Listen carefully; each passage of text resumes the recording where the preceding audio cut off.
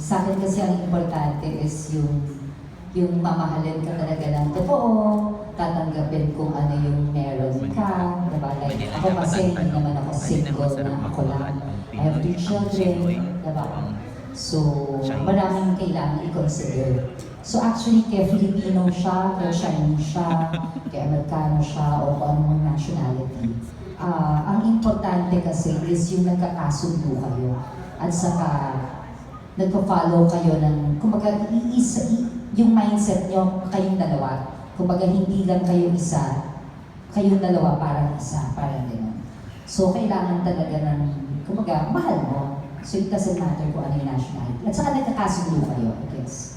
Yun. Plus, syempre, stable. Eh, pag Chinese, usually stable talaga, di ba? So, ang saya. Pero, yun nga, masaya. Pero kung wala naman ito, sabi ka ni Janela, true love. Di ba? So, yun.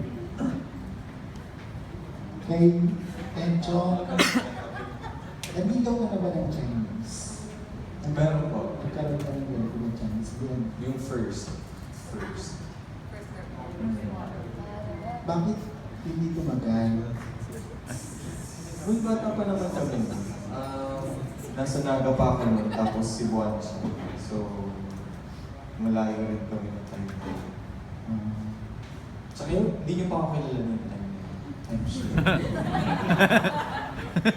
Pero preferably, bet mo ang Chinese. Alam mo, wala akong parang specification na dapat Chinese or dapat maputi, dapat maano.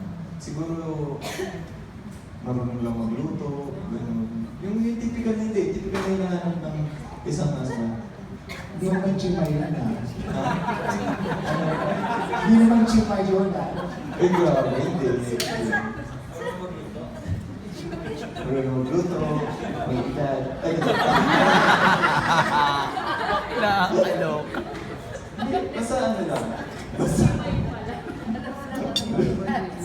Basta yung ano lang.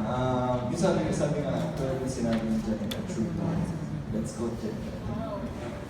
Hindi importante kung Chinese man. Sino? Salamat.